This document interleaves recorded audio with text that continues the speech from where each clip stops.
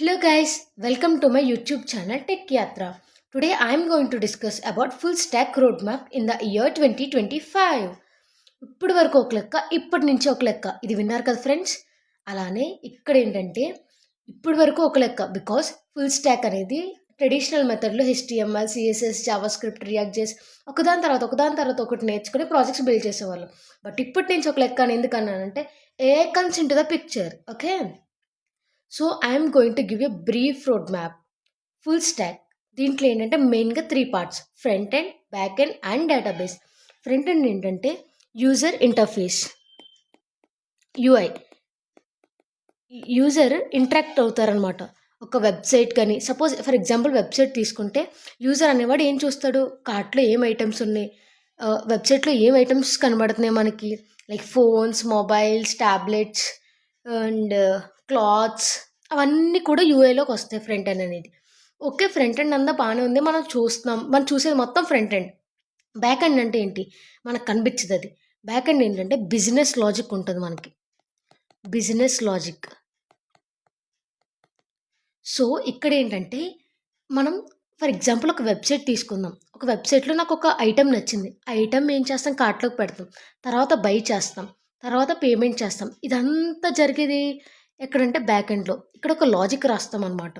So అది మనకు కనిపించదు ఇలా అవుతుంది అని. బ్యాక్ ఎండ్లో ఒక లాజిక్ రాయడం వల్ల మనకు అది ఈ ప్రాసెస్ అంతా జరుగుతుంది. ఓకే, ఫైనల్ వన్ ఏంటంటే డేటాబేస్. డేటాబేస్ ఏంటంటే ఓకే అంతా జరుగుతుంది, కనిపిస్తుంది, బిజినెస్ లాజిక్ జరుగుతుంది. బట్ ఇన్ఫర్మేషన్ అంతా ఎక్కడ స్టోర్ అవుద్ది, డేటాబేస్లో స్టోర్ అవుద్ది. ఈ మనకు కావాల్సిన ఒక వెబ్సైట్ కావాల్సిన ఇన్ఫర్మేషన్ అంతా డేటాబేస్లో స్టోర్ అవుద్ది.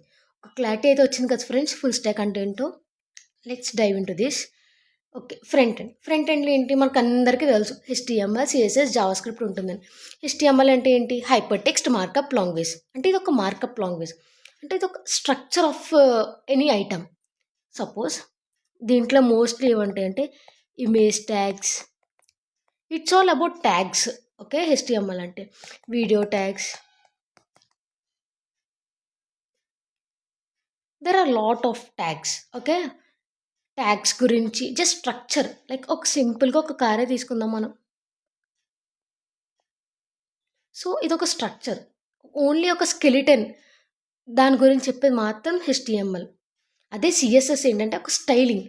ఓకే, కార్ ఉంది, దీనికి స్టైలింగ్ చేయాలంటే CSS comes in to the picture. దీంట్లో ఏంటంటే ప్రాపర్టీ వాల్యూ పేర్స్ గురించి మాట్లాడుకుంటాం. Property value pairs like padding, borders, వాటిలన్నిటి గురించి సిఎస్ఎస్ మాట్లాడుకుంటాం. సపోజ్ ఇదే కార్ ఉంది, దీనికి ఒక టైర్స్ ఉంటాయి అండ్ కలర్స్ కూడా వేస్తాం అన్నమాట. ఓకే, ఇది సిఎస్ఎస్. ఓకే, స్కెలిటన్ ఉంది, ఓకే కలర్ వేసాం, అంతా బాగానే ఉంది, టైర్స్ ఉన్నాయి, అంతా ఓకే. జావా స్క్రిప్ట్ అంటే ఓకే, ఇప్పుడు వరకు ఏం చూసారు, కార్ ఎలా ఉంటుంది, లైక్ దాని కలర్ వేస్తే ఎలా ఉంటుంది, సిఎస్ఎస్ యూస్ చేసుకొని. నెక్స్ట్ జావా స్క్రిప్ట్ ఏంటంటే ఎలా వర్క్ అవుద్ది, వర్కింగ్. దీంట్లో ఏంటంటే డేటా టైప్స్ అంటే నెంబర్, స్ట్రింగ్స్, బూలియన్, ఎరీస్.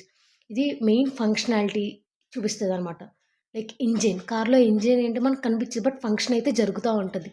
సో అలానే దీంట్లో ఊప్స్, కాన్సెప్ట్స్, డేటా టైప్స్ అన్నీ వస్తాయి కార్ యొక్క ఇంజిన్. ఓకే, సో బ్రీఫ్గా వెళ్ళాలంటే సి గైస్, ఇక్కడ ఒక కార్ స్కెలిటన్ ఉంది, ఓన్లీ చూడండి, కలర్ లేదు, టైర్స్ లేవు, ఏం లేవు, just skeleton, only HTML use చేసుకొని. నెక్స్ట్ ఏంటి, సిఎస్ఎస్ యూస్ చేసుకొని జస్ట్ పెయింట్స్ మాత్రం వేసాం, బట్ అది కదలాలి, వర్క్ అవ్వాలంటే ఏం కావాలి, మనకి జావా స్క్రిప్ట్ అయితే కావాలి కదా. సో ఇది ఓకే, సింపుల్ ప్రాజెక్ట్స్కి అయితే ఓకే, ఇక్కడ వరకు ఓకే. బట్ నా మీరు ఏమైనా కాంప్లెక్స్ ప్రాజెక్ట్స్ ఏమైనా చేయాలంటే రియాక్ట్ జేఎస్ ఈజ్ మస్ట్. ఇది కూడా పార్ట్ ఆఫ్ ఫ్రంట్ ఎండ్.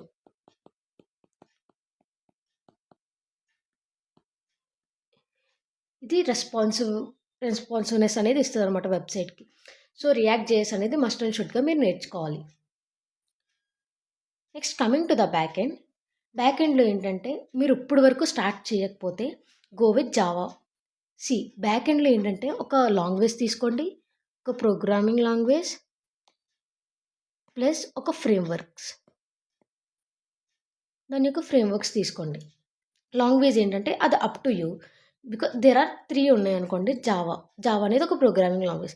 దాని యొక్క ఫ్రేమ్‌వర్క్స్ ఏంటంటే స్ప్రింగ్ బూట్, హైబర్నేటిస్ యూజ్ చేసుకోండి. జావా స్క్రిప్ట్‌కొస్తే నోడ్ జేఎస్, ఎక్స్‌ప్రెస్ జేఎస్. పైథాన్‌కొస్తే Django and flask.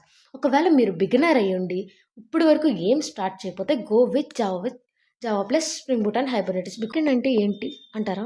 Give me a moment. Back end. Okay. Front end వరకు ఏంటి మొత్తం మనం యూజర్ అయితే ఏం చూస్తున్నాడో అన్నీ ఫ్రంట్ ఎండ్. బ్యాక్ ఎండ్ ఏంటంటే కార్ ఇంజిన్ అనుకోండి. మనం చూడం. బట్ అది వర్క్ అవుతూ ఉంటది. మనం అస్సలు చూడలేం. It is invisible to the I.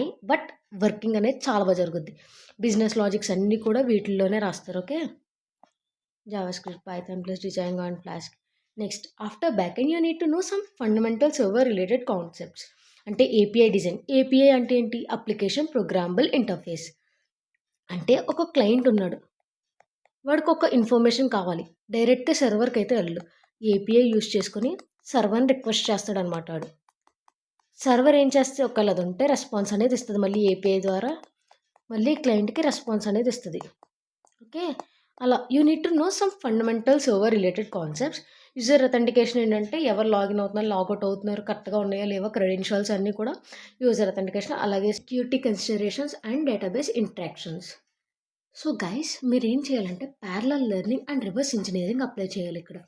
అంటే సింటాక్స్‌లు తెలుసుకొని, నేర్చుకొని ప్రాజెక్ట్స్ బిల్డ్ చేయడం అనేది స్టార్ట్ చేయండి. Because there are lot of AI applications, AI tools are there. Like Cursor కానీ ఏమైనా ఉంటే జస్ట్ ప్లెయిన్ ఇంగ్లీష్ టెక్స్ట్ ఇస్తే వెబ్సైట్‌ని ఫ్రంట్ అండ్, బ్యాక్ అండ్ డేటాబేస్‌తో సహా మొత్తం అంతా ఇచ్చేస్తుంది. So try to learn prompt engineering. Prompt ఇస్తే అది వెబ్సైట్ ఎలా తయారు చేస్తుంది అని ప్రతీదీ చెప్పండి. Okay. Next coming to the database. మనకి డేటాబేస్‌లో ఏంటంటే ఎస్‌క్యూఎల్, నో ఎస్‌క్యూఎల్. ఇది డేటాబేస్ ఏంటంటే ఇన్ఫర్మేషన్ స్టోరేజ్ అనమాట. Information storage. SQL, no SQL ఉంటది. ఎస్‌క్యూఎల్ అంటే structured query language. Structured query language. ఇది ఎలా ఉంటుందంటే ఒక టేబుల్‌లా ఉండి రోస్ అండ్ కాలమ్స్‌లా ఉంటుంది. It is very easy to identify. Okay. Next no SQL ఏంటంటే నో స్ట్రక్చర్డ్ క్వెరీ లాంగ్వేజ్. ఇదేంటంటే కీ వాల్యూ పేజ్ కింద ఉంటుంది. అస్సలు టేబుల్ కాలమ్స్, రోస్ కాలమ్స్ అలా అస్సలు ఏమి ఉండదు. ఇది కీ వాల్యూ పేజ్ కింద ఉంటుంది.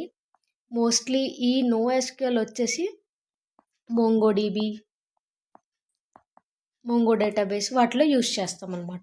మెయిన్‌గా మీరు డేటాబేస్‌లో తెలుసుకోవాల్సిన 4 ఇంపార్టెంట్ ఏంటంటే క్రెడో ఆపరేషన్స్.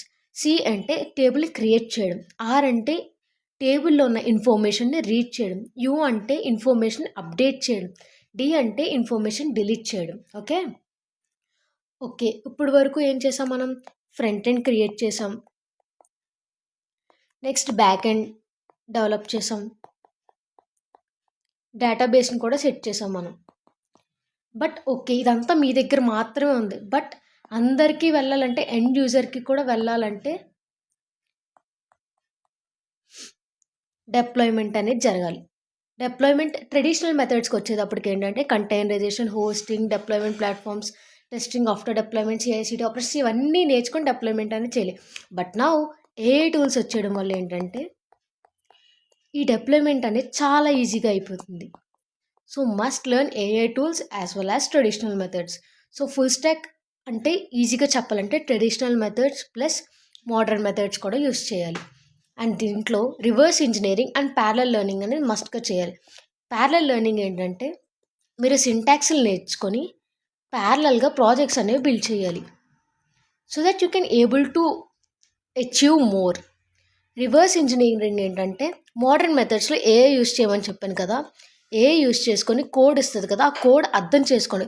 వాటి యొక్క బిజినెస్ లాజిక్ ఏంటో అర్థం చేసుకోండి. సో దట్ మీకు ఇంకా లాజికల్ థింకింగ్ అనేది పెరుగుద్ది. సో మీకు ఒక 3 సినారియోస్ అయితే చెప్తాను. రాము ఉన్నాడు, రవి ఉన్నాడు అండ్ హ్యారీ ఉన్నాడు. రాము ఏంటంటే ట్రెడిషనల్ మెథడ్ ఫాలో అవుతాడు. HTML, CSS, JS, React JS, next back end ఇవన్నీ నేర్చుకున్న తర్వాత ప్రాజెక్ట్ చేద్దామని చెప్పి లాస్ట్ అనుకుంటాడు. బట్ చేయలేకపోతాడు. He may fail. రవి ఏం చేస్తాడంటే there is chances to succeed but mostly chances to fail. Okay, coming to the Ravi. Ravi ఏంటంటే మోడర్న్ మెథడ్ యూస్ చేసి మోస్ట్లీ ఏ మీద డిపెండ్ అవుతాడు.